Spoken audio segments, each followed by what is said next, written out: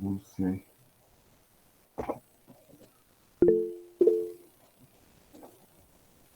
transistores,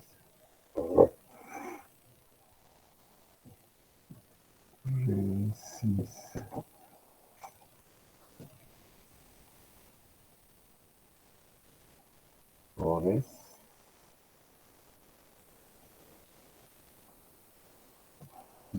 y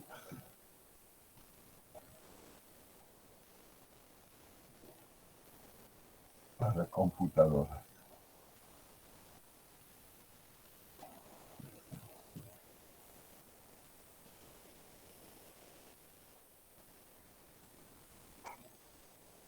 Cada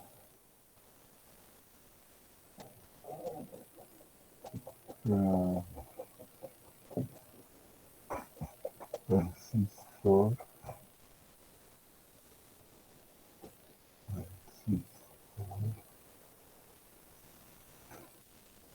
requiere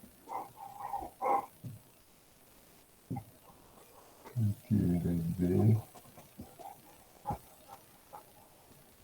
3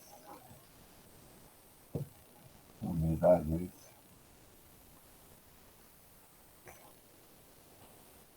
cobre,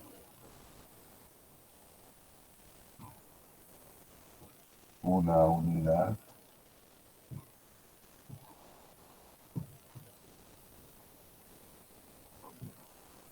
de zinc y 2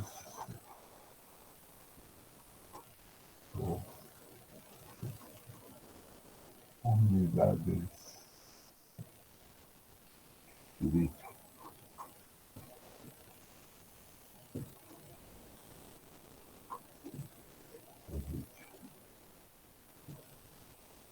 Cada resistor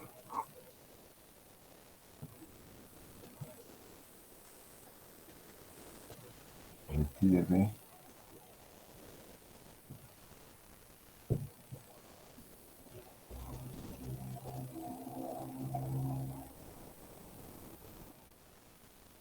diez, 2 y una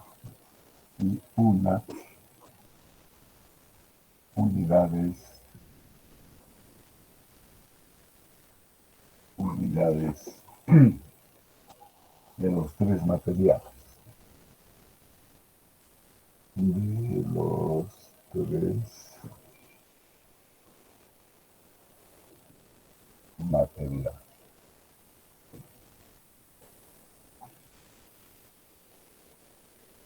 Respectivamente.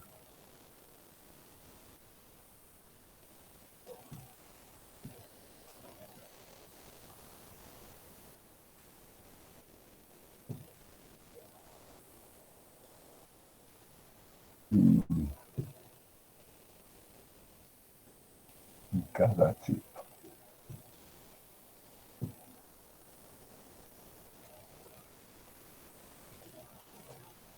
Computadora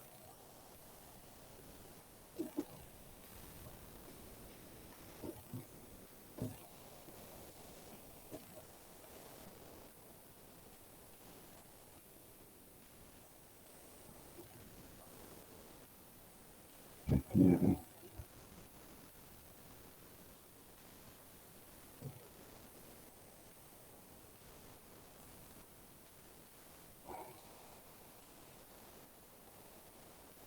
dos, una, dos unidades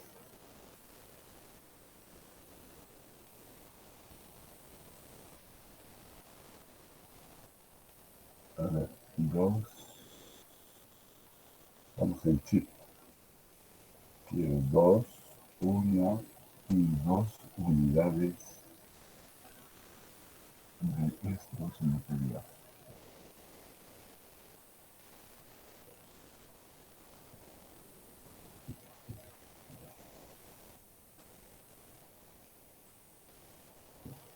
Respectivamente.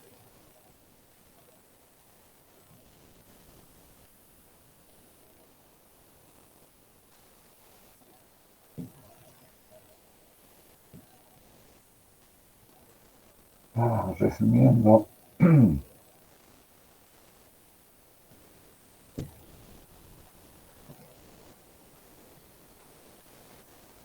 esta información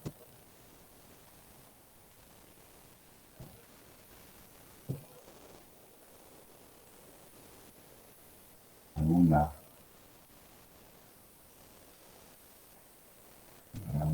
tabla se tiene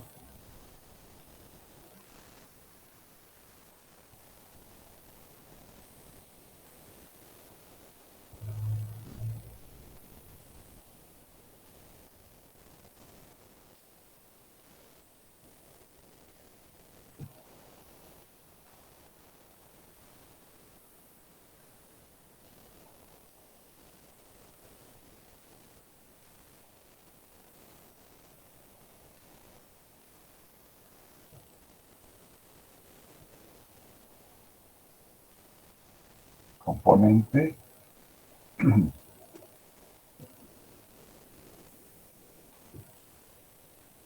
transistores,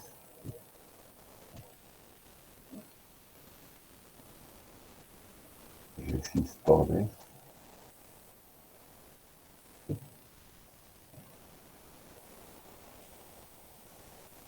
chips,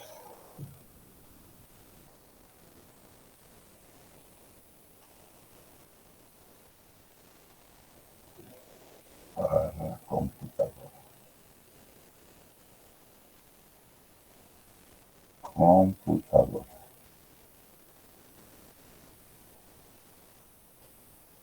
Y tenemos como material cobre, zinc,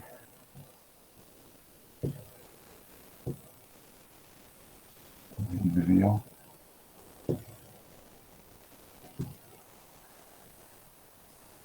Los componentes son tres: cobre en transistores, tres, uno, dos, resistores, tres, dos, uno, dos, uno, dos.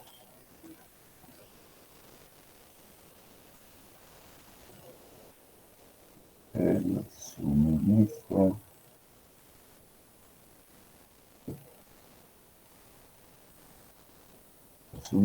de estos materiales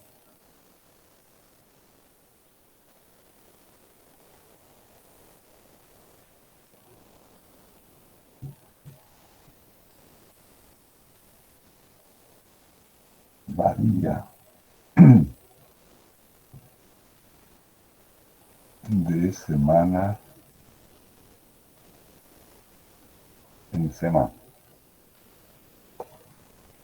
En semana.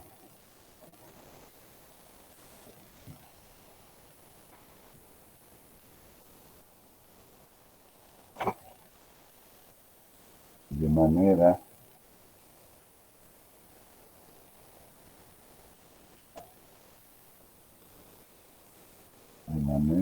que la compañía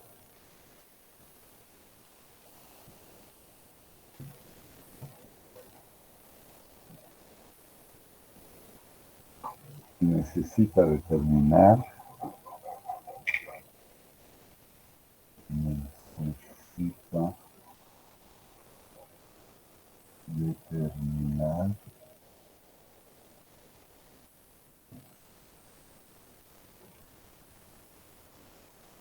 diferentes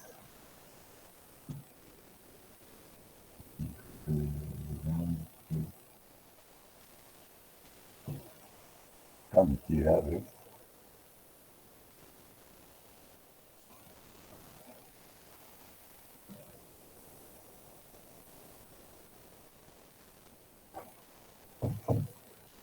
diferentes cantidades de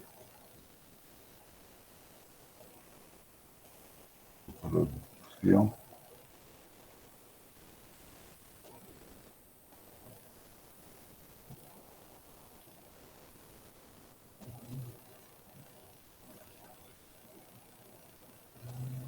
cada semana.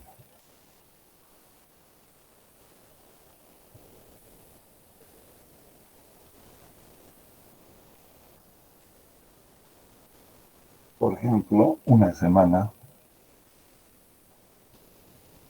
por ejemplo,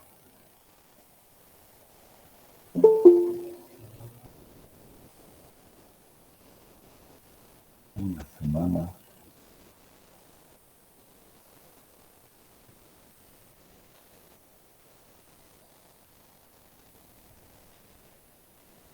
las cantidades, las cantidades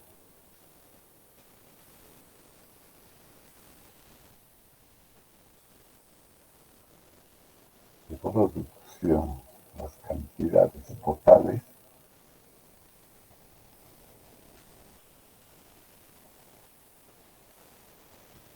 de materiales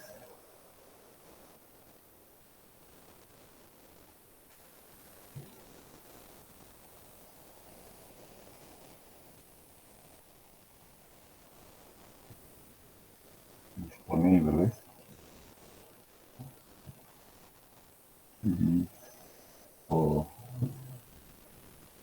disponibles son 310 unidades unidades de cobre.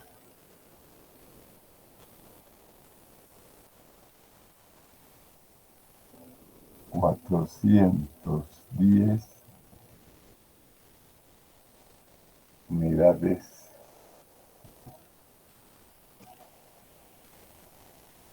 unidades de zinc.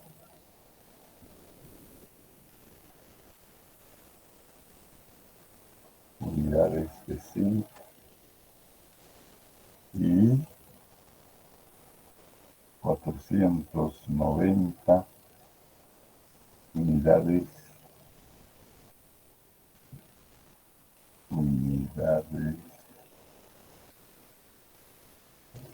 de vidrio.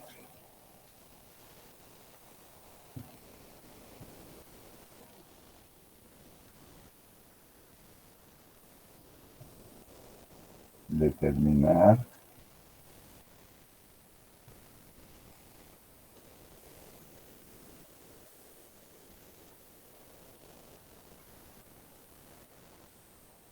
el número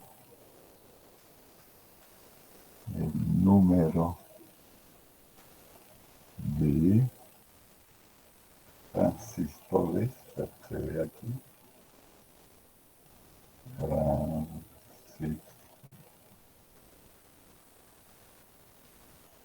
transistores, resistores,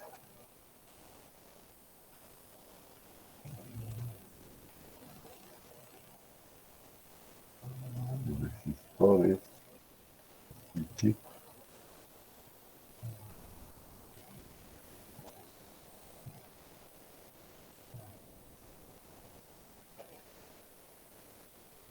a fabricar,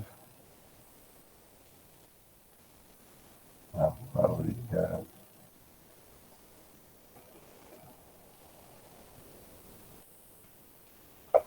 esta semana.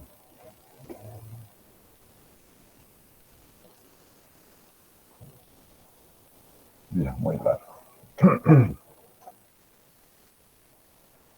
Entonces dice, una compañía electrónica produce transistores, resistores y chip para computadoras. Cada transistor requiere de 3 unidades de cobre, 1 unidad de zinc y 2 unidades de vidrio. Cada resistor requiere 3, 2 y 1 unidades de los 3 materiales respectivamente. Y cada chip,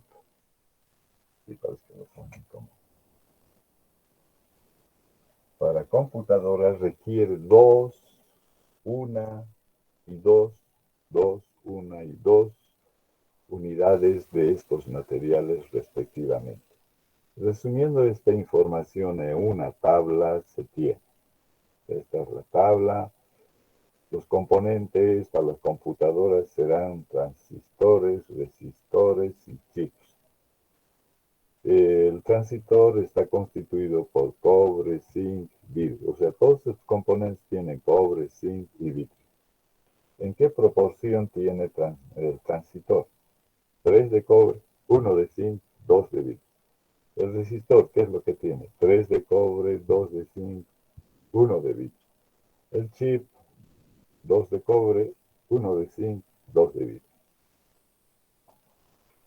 Dice que el suministro de estos materiales varía de semana en semana, de manera que la compañía necesita determinar diferentes cantidades de producción cada semana. Por ejemplo, en una semana, las cantidades totales de materiales disponibles son, y tiene de cobre, tiene una cantidad de 810 unidades de cobre. 810 unidades de cobre, de 410 de zinc y 490 unidades de vidrio. Y pregunta, determinar el número de transistores, resistores y chips en esta semana, ¿no? Cuando indican esas cantidades que tienen disponibles, ¿no? Entonces, en primer lugar, aquí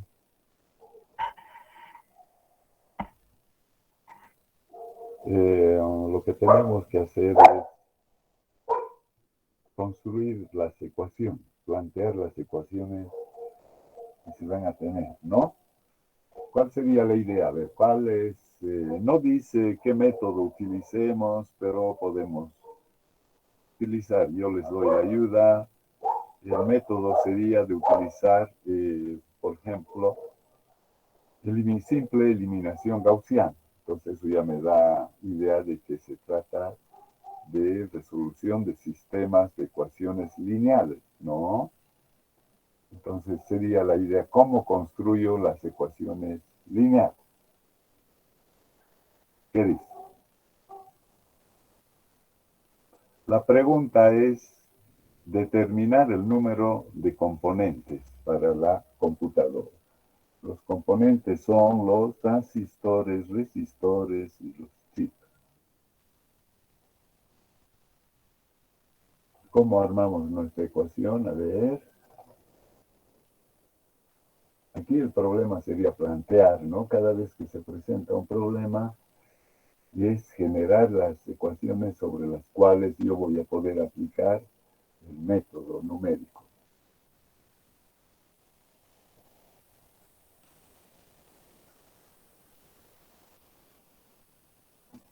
¿Alguna idea?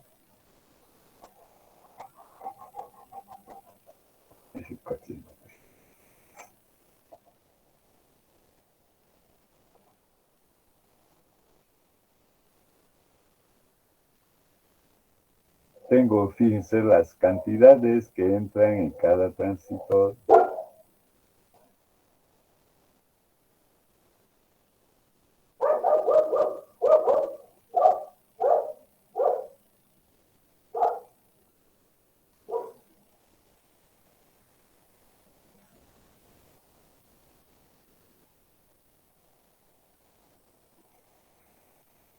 Me dan el total de las cantidades disponibles. De cobre, de zinc, de vidrio.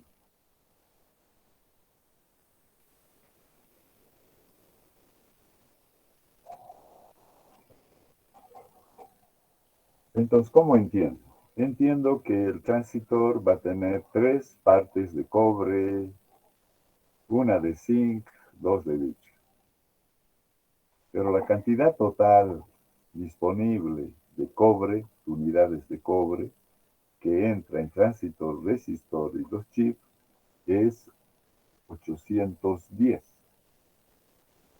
Entonces, ¿cómo podríamos armar nuestras ecuaciones? Inge, nuestras variables ¿no serían X transistores, X resistores y X chips? Multiplicarlo en sus coeficientes por la cantidad de cobre que tienen e igualar eso a las unidades de cobre disponible. Ya, está una idea ya. Ya hay una idea. Ya hay una idea. La primera ecuación, ¿cómo sería que tendrías que proponer?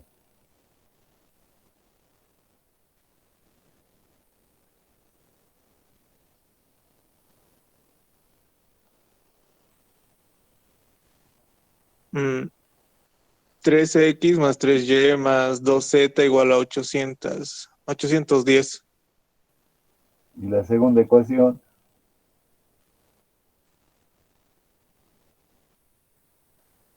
X más 2y más z igual a 410. ¿y por qué otra vez Z, otra vez X o otra vez Y?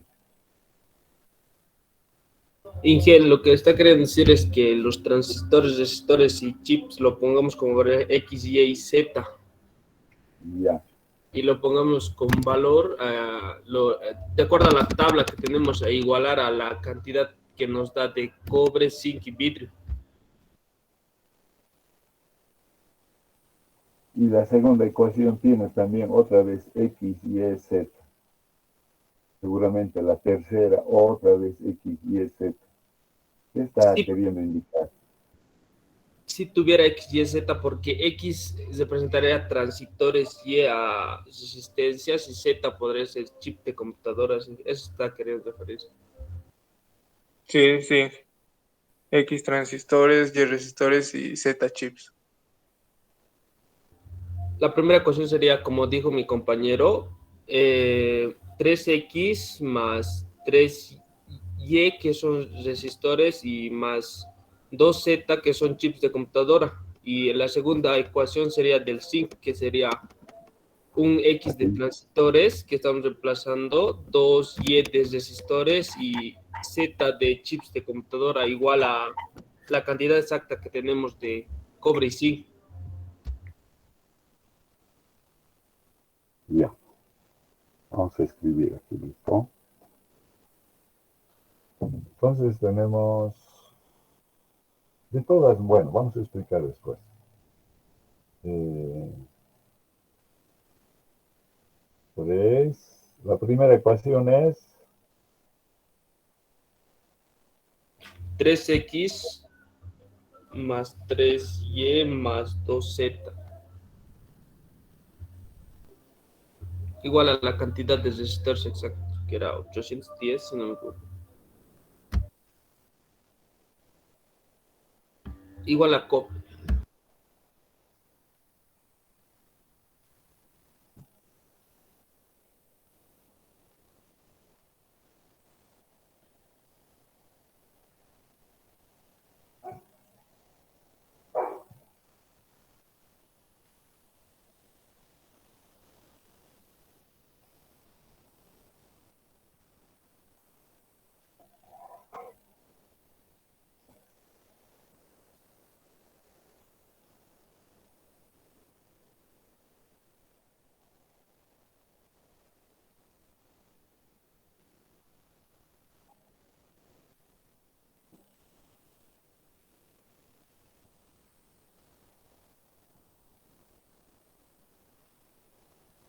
entonces sería el planteamiento. Yo les preguntaba por qué aparece otra vez X, Y, Z,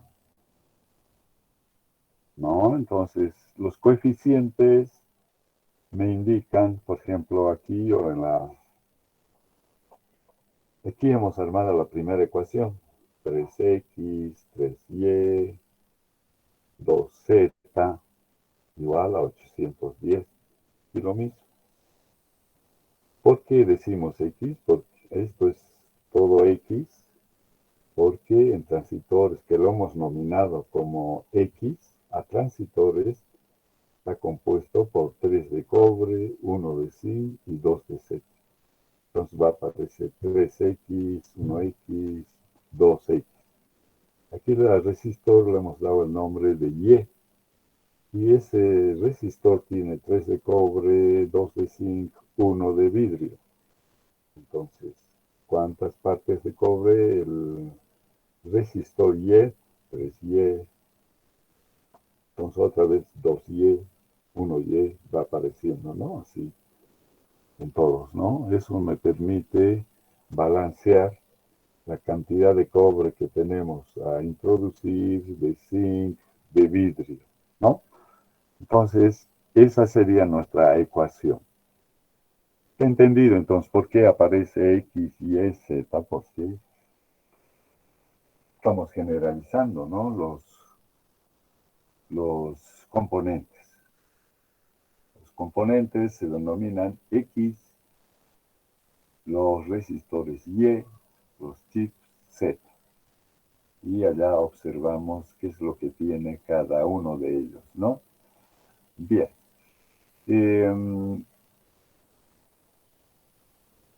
El balance es simultáneo para los tres componentes, no en cada ecuación. Lo que varía son los componentes. Bien. ¿Qué método voy a utilizar? ¿Qué posibles métodos tengo para realizar la resolución de este sistema?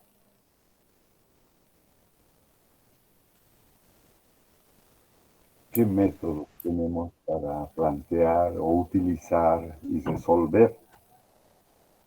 ¿Recuerda? Eliminación. Primeramente, ¿qué lección estaría relacionada con el método que voy a utilizar? ¿Qué se llama la lección? O el capítulo, o el tema para esa ecuación. Ecuación lineal, ¿sí? Resolución de sistemas de ecuaciones lineales. En resolución de sistemas de ecuaciones lineales hemos visto qué métodos. A ver, ¿qué métodos? Eliminación gaussiana. Eliminación gaussiana, Gauss-Jordan, factorización Gauss-Jordan, LU. ya, eliminación o descomposición LU, ¿no? Está bien, ¿qué más? Esos serían los métodos directos. O sea, esos son métodos exactos. Estos nos van a llevar a determinar el resultado de forma exacta. El segundo grupo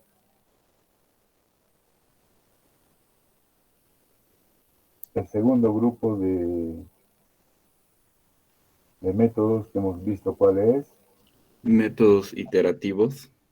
Métodos iterativos. Esos son métodos por aproximación.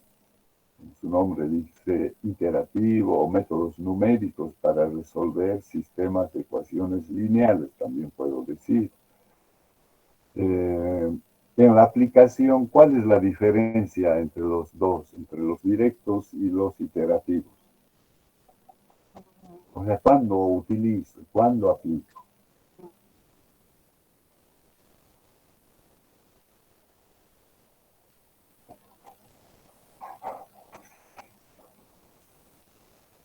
¿Se han olvidado? No han repasado, ¿no? Ya. Entonces, diremos que los métodos iterativos, que es exactos, directos, métodos directos, me permite trabajar con sistemas pequeños. Mientras que los iterativos, hemos dicho, un volumen grande de sistemas o volumen grande de sistemas de ecuaciones, ¿no? Eso es cierto, ¿no? Bien. Entonces, bueno, yo voy a suponer que ustedes saben utilizar el método de eliminación gaussiana, es la eliminación hacia adelante, es decir, esto se va eliminando hacia adelante, trabajando con la matriz ampliada, dijimos también, ¿no? Entonces vamos eliminando hacia adelante y después, como ya nos quedamos con esto, entonces vamos sustituyendo hacia atrás. Ese es si es método de Gauss-Jordan, ¿cómo es? ¿Qué es lo que hago?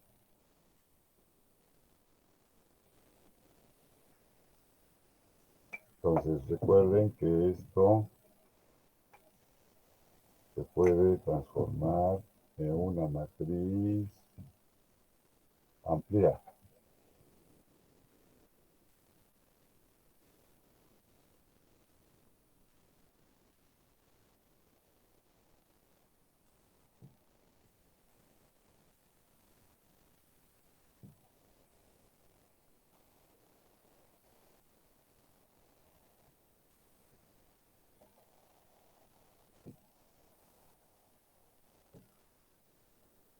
Así es, ¿no?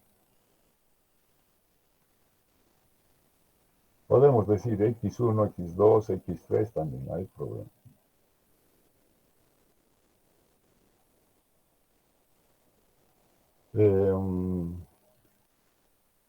Entonces, ¿qué es lo que hacíamos para Gauss-Jordan? Dividir por 3. O sea, mi pivote tiene que ser 1 siempre, ¿no? 1, este ya va a ser tan como dividido por 3, también aquí va a ser 1, 2 tercios.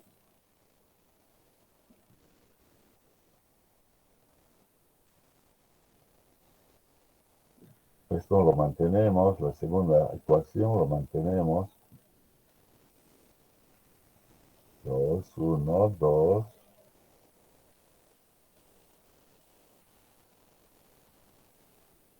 L1, decíamos L2, L3, esto se mantiene, este ha sufrido una transformación, L1', esto es L2, L3. Entonces, este era mi pivote, ¿no? Y comenzábamos a eliminar, ¿verdad? Entonces, eso hay que repasar, ¿listo? Para el examen. Muy bien. Después, la descomposición Lu, ¿qué hacíamos? ¿Se acuerdan? En la descomposición Lu, decíamos la matriz de coeficientes A, 3, 3, 2, 1, 2, 1, 2, 1, 2. Decíamos que a partir de esta matriz de coeficientes teníamos que determinar la matriz triangular superior y la matriz triangular inferior, ¿no? O sea, teníamos la ecuación matricial igual a B. Entonces se descomponía en U, en L. Después, ¿qué hacíamos? ¿Se acuerdan?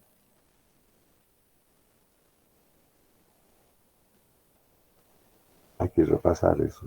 ¿Listo? Eso ya lo hemos visto. Vamos a hacer otro ejercicio. Hay los métodos iterativos. ¿Cuáles son? Los métodos iterativos. Gauss-Seidel, después. Método de Jacobi. Método de Jacobi. ¿Cuál es la diferencia entre los dos?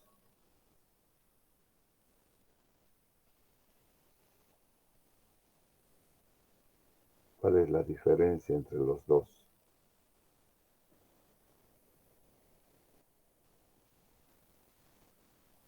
De todas maneras, en los dos necesitamos un vector inicial, ¿no?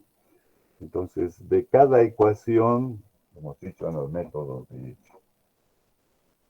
de Gauss-Seidel, de espejo X, de espejo Y, de cada ecuación, de espejo Z, de cada ecuación. Entonces, digo, voy a encontrar la primera iteración. La diferencia está en que Gauss-Seidel, este resultado obtenido en la primera ecuación lo va a utilizar en la segunda ecuación. Este resultado obtenido de la primera iteración lo va a utilizar en la tercera ecuación. Este también va a entrar a formar parte, ¿no? Eso es lo que hace Gauss-Seidel. Mientras que Jacobi directamente, sin importar, él va a reemplazar no va a arrastrar los valores calculados como aquí, sino directamente va a reemplazar en las primeras iteraciones para X y Y, va a reemplazar el vector unitario, el vector inicial, ¿no? No va a arrastrar como en este caso en forma escalonada, no. Esa es la diferencia, pero la convergencia será más rápida aquí que aquí abajo, ¿no? Y recordemos que eh, cómo tenemos que disponer, sobre todo cuando tenemos decimales, ¿no? Es donde tenemos que observar los pivotes, la ecuación pivote, el término pivote, etc. Muy bien, entonces estamos recordando mucho. Vamos a poner un segundo ejercicio, a ver, un segundo ejercicio. Entonces aquí pueden haber así enunciados, ¿no? De sistemas lineales y podemos transformarlos en ecuaciones.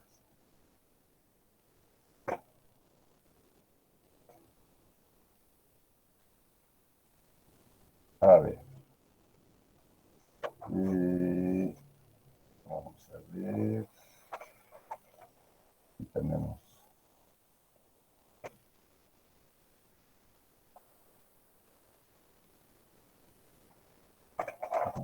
Esto.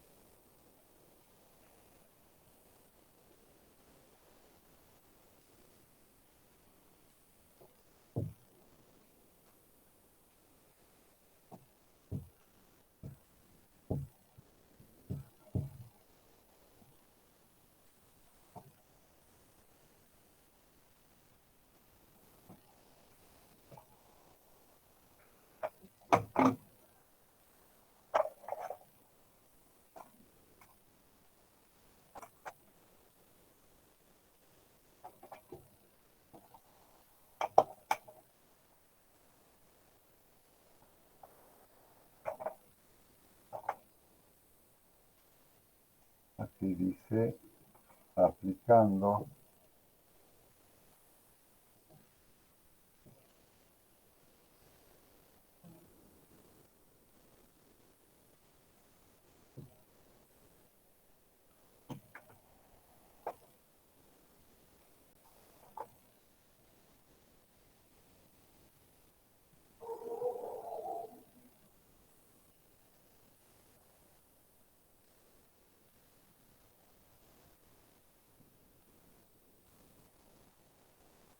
se estudia el comportamiento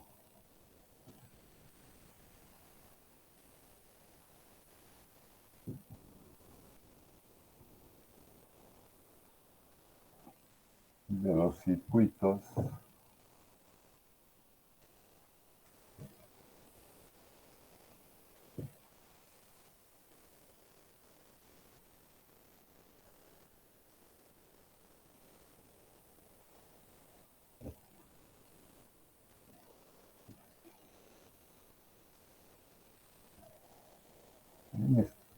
estacionario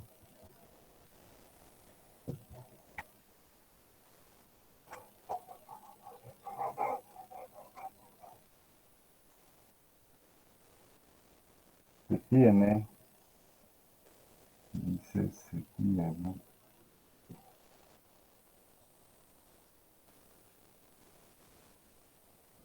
el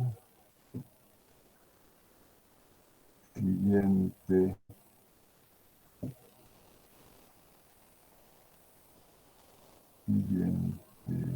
circuito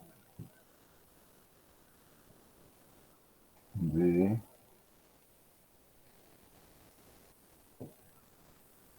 naturaleza transitoria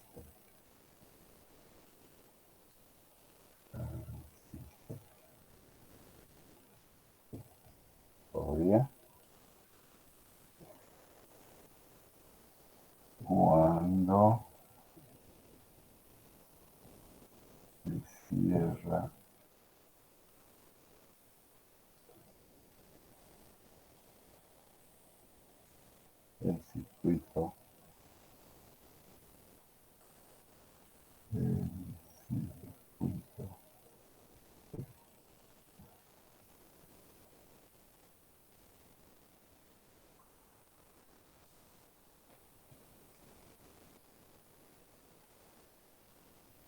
A la corriente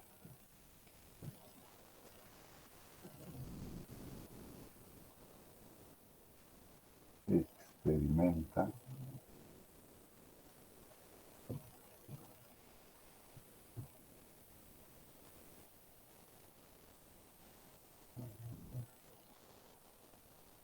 una serie de oscilaciones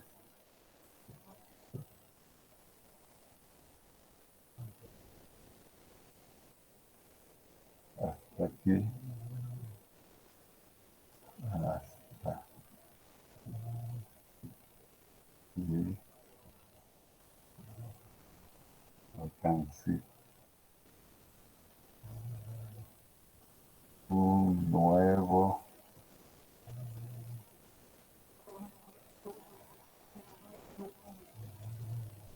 estado estacional.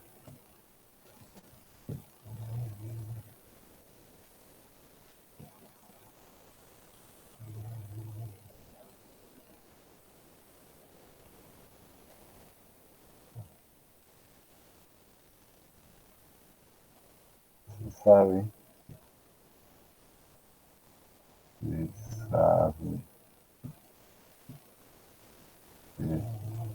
aplicando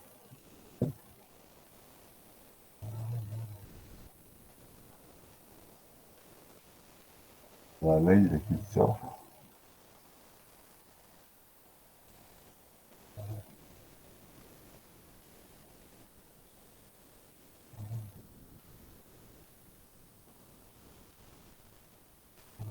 que tiene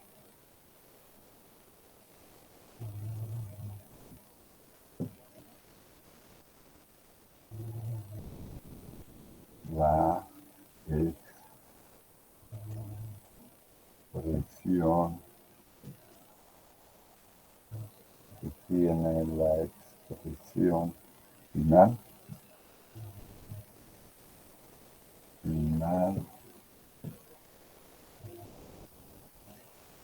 que indica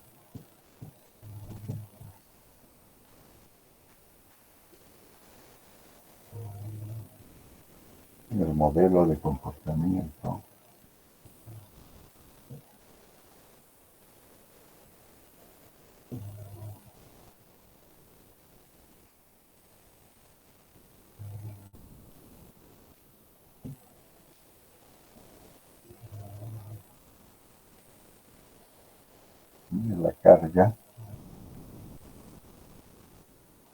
de la carga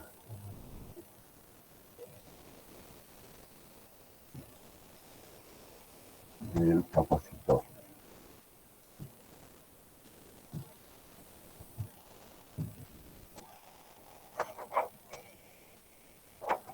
¿Dónde está eso?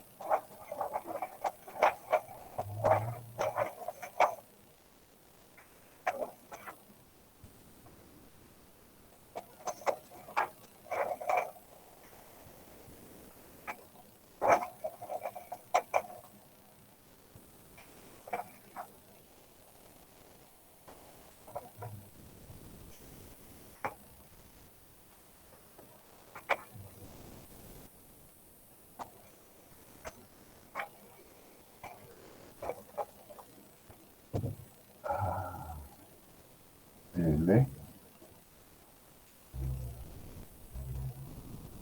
diferencial. Derivada segunda de la carga con respecto al tiempo más L resistencia. Primera derivada de Q con respecto al tiempo más 1 dividido por C por Q va a ser. Esta es una ecuación diferencial de segundo orden, ¿no es cierto? Entonces, la solución de esta ecuación, la solución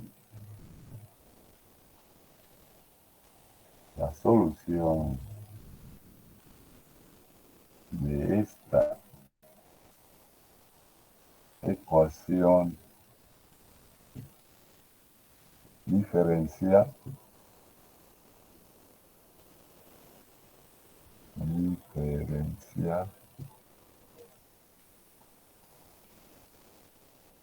ordinaria lineal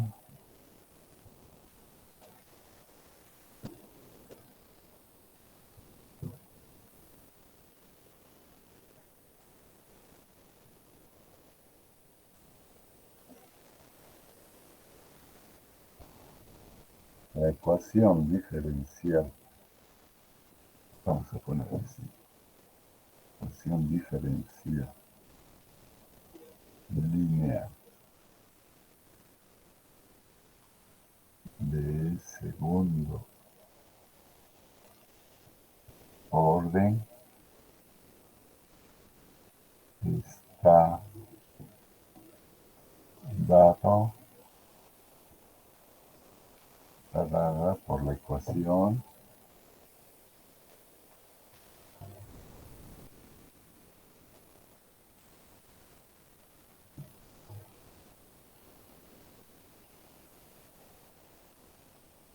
entonces, la solución de esta ecuación diferencial ya nos dicen que la carga depende del tiempo y es igual a la carga inicial por la función exponencial menos resistencia tiempo 2L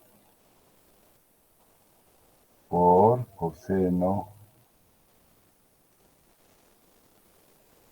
raíz cuadrada 1, la inversa del producto de la inductancia por el capacitor menos el cociente resistencia a 2 veces la inductancia al cuadrado por T.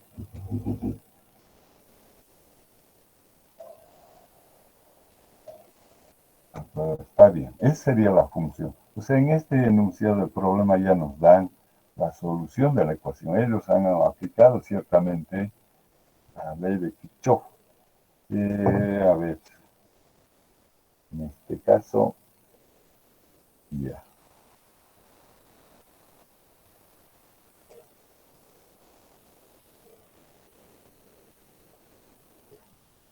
No nos dicen, a ver,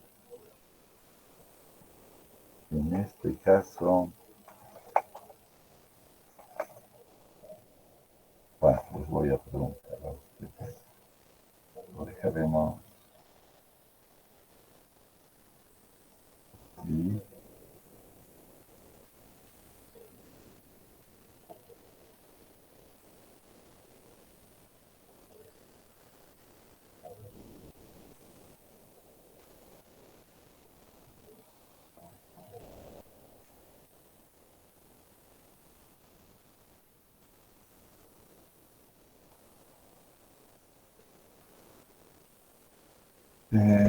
Aquí vamos a tener una cuchilla. A ver cómo vamos a hacer esto.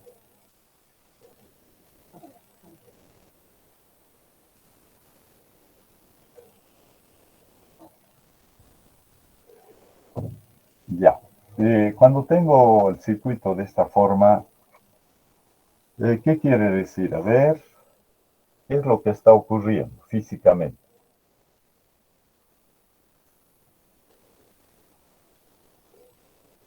Se va a cargar el capacitor hasta que esté en el circuito abierto y luego se lo va a pasar a la otra carga y se va a hacer una respuesta transitoria.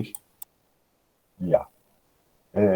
¿Cuál sería la diferencia entre estacionario y,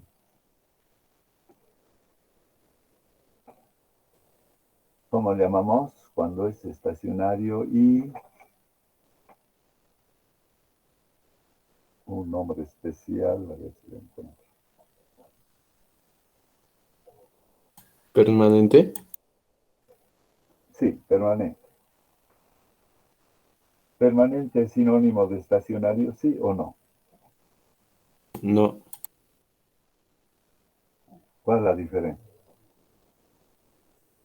Permanente va a permanecer oscilando el circuito, mientras que transitorio va a ser un pequeño tiempo. En un pequeño tiempo, ¿no es cierto? Está bien. Cuando enciendo un punto de luz, como en este caso lo que tengo, ¿está en régimen permanente o transitorio?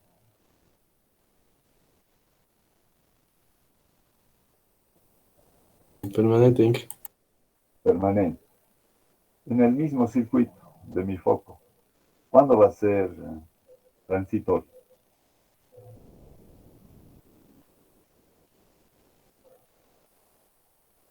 ¿Te ubicas? ¿Cuándo va a ser transitorio? ¿Cuándo lo vamos a pagar, Inge? También cuando vamos a apagar. Sobre todo al encender, ¿no es cierto? Antes de entrar al régimen permanente, entonces hay una etapa transitoria, ¿no es cierto? Entonces al encender va a ser eh, transitorio. Muy bien. Entonces, como tú dijiste, el condensador, el capacitor se va a cargar. ¿Cómo se carga? Para los eléctricos, a ver, ¿cómo? Tú eres de electrónica, Electrónica, Inge. y a ver, ¿cómo explicaríamos para los novatos de los eléctricos qué es lo que está ocurriendo? El capacitor se va a comportar como un cortocircuito y se va a cargar con el mismo voltaje de la fuente.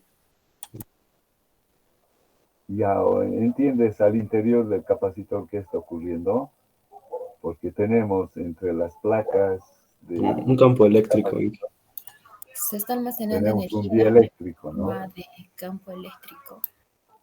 Ya, ese campo eléctrico, ¿qué es lo que ocurre al interior del campo eléctrico? O sea, ¿por qué dices campo eléctrico? ¿Qué es lo que en realidad está ocurriendo al interior con las moléculas del dieléctrico?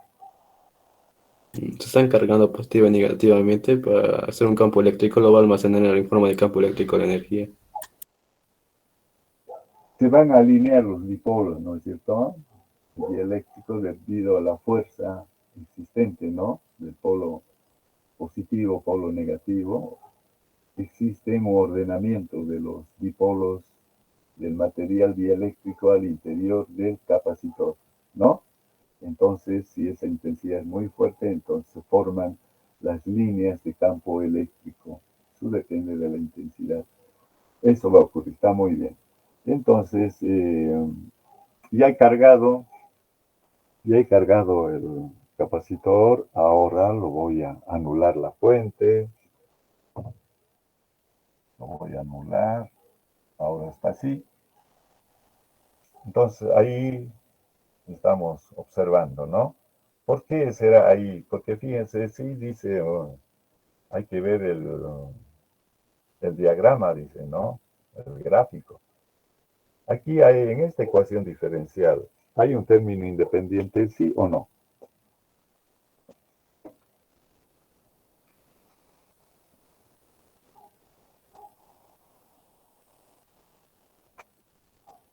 Porque si fuera que está presente la fuente de alimentación, tendría que estar en la ecuación, ¿no ve? ¿Sí o no?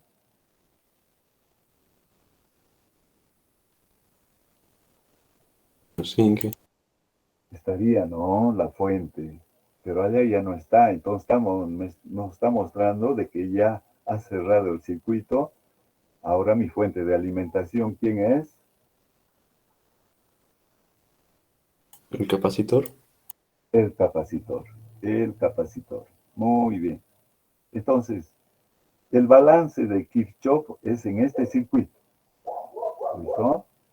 Se ha alimentado al capacitor y luego va a cerrar el circuito y tengo un circuito en serie RLC. Un circuito RLC. Las caídas de voltaje en el circuito lo puedo determinar, ¿no es cierto? Y el balance de Kirchhoff se refiere a caída de voltaje en la resistencia, en la inductancia, en el condensador. Caída de voltaje, el balance, ¿no es cierto? Bien. Entonces, dice, se sabe que aplicando la ley de Kirchhoff se ha obtenido esa ecuación diferencial. La solución de esa ecuación diferencial es la carga, o sea, la función de la carga que depende del tiempo, la ecuación que nos dan. Y yo tengo que trabajar, y la pregunta dice que no hemos anotado las condiciones.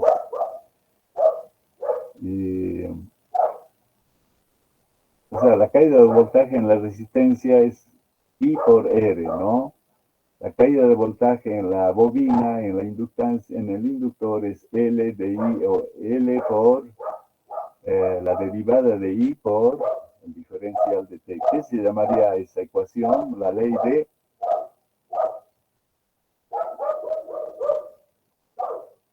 ¿Se acuerdan la ley de Faraday y la ley de Lenz? Ya.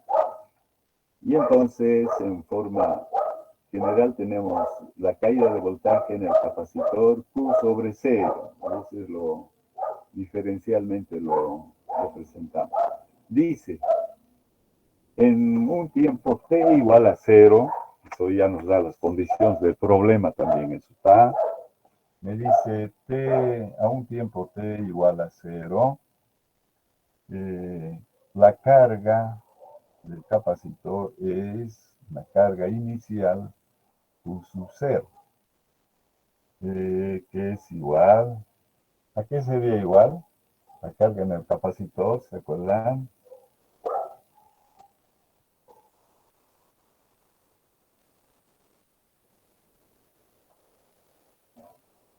V sub 0 dice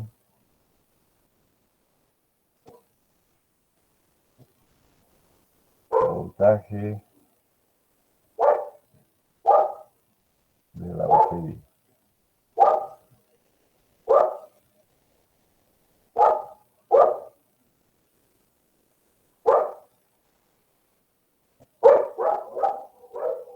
Esta ecuación que hemos indicado, indica,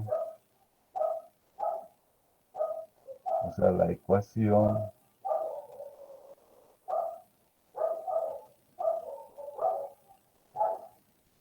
describe, ¿qué describe la ecuación?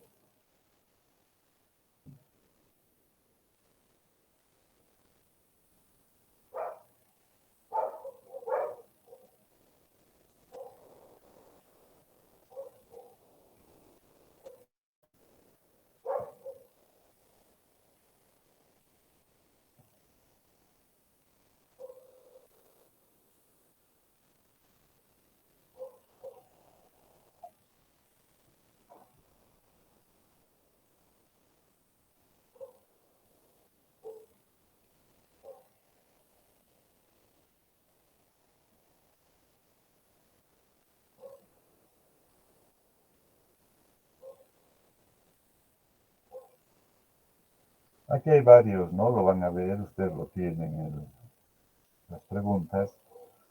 Dice graficar la solución para diferentes condiciones de resistencia, ¿no? El B vamos a considerar. A ver, ¿dónde nos dan? Ya, el A. Dice para el problema que hemos transcrito, para el problema,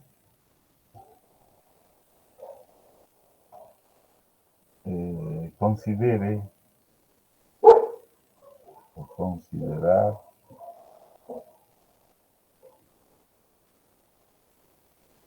que la carga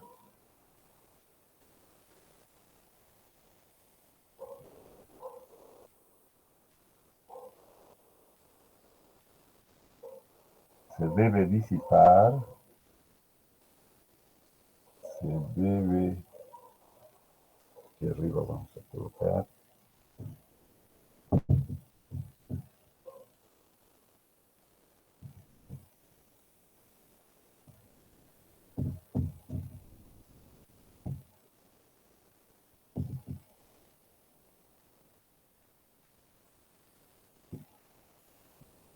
disipar, se debe disipar, ¿dónde está? A 1% de su valor original. ¿Cuál es su valor original? De su valor original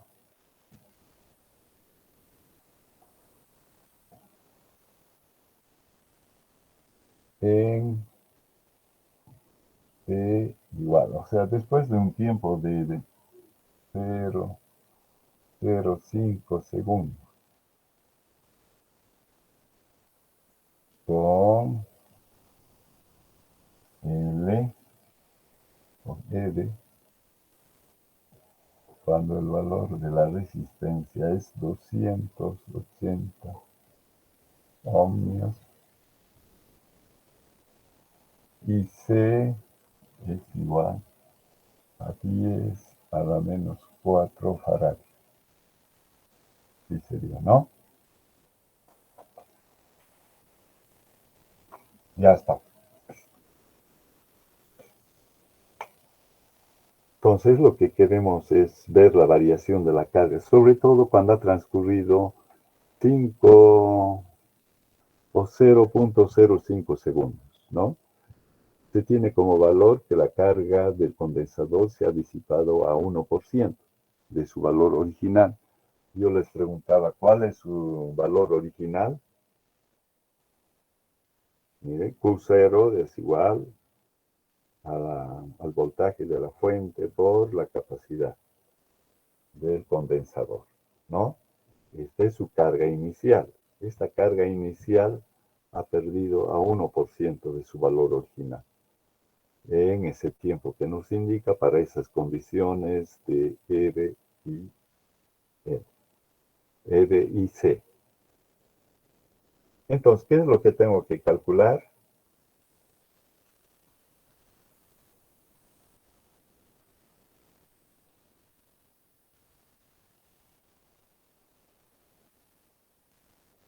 Hola. Entonces, esto lo vamos a interpretar a través del inciso A. Lo vamos a colocar así. ¿Cómo va a ser mi expresión? Este Q sub 0 va a pasar a dividir. Está bien, ¿no? Q sub 0 pasa a dividir. Y esto se queda como E a la menos RT 2L coseno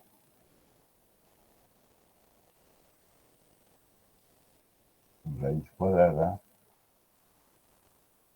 la inversa del producto LC menos R dividido por 2L al cuadrado por T. Bien, entonces esto me está indicando el problema, disipar en 1% de su valor original. Entonces este cociente va a ser, ¿no? Nos va a dar la disipación en 1% de su valor original. Y este valor va a ser igual a 0,01, porque esto es adimensional. Carga sobre carga, se anulan las unidades y me queda adimensional, lo que me indica la caída en 1%. Entonces, lo que he hecho es Q sub 0 pasar a dividir a la carga para ese tiempo, porque aquí lo que varía es el tiempo, ¿no? Tomando en cuenta que se conoce L, C y R. ¿Listo? Bien, pero ahora nos dice que el valor de la carga original ha caído en un 1%. Entonces eso lo hemos representado aquí y esto queda, tengo el valor de la resistencia, tengo el tiempo en lo que cae en 1% la carga original por el coseno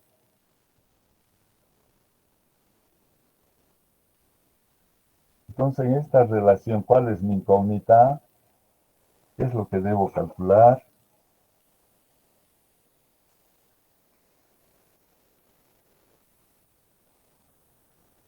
Para tener esa caída de la carga en 1% en ese tiempo dado, cuando la resistencia es 280 y la capacitancia es 10 a la menos 4 faradios,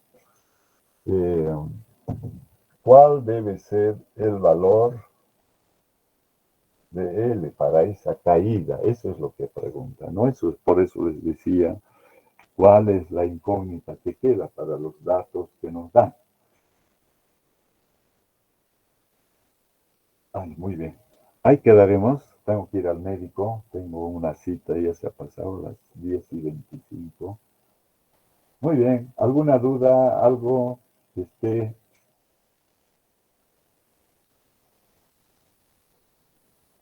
no esté claro? Hola.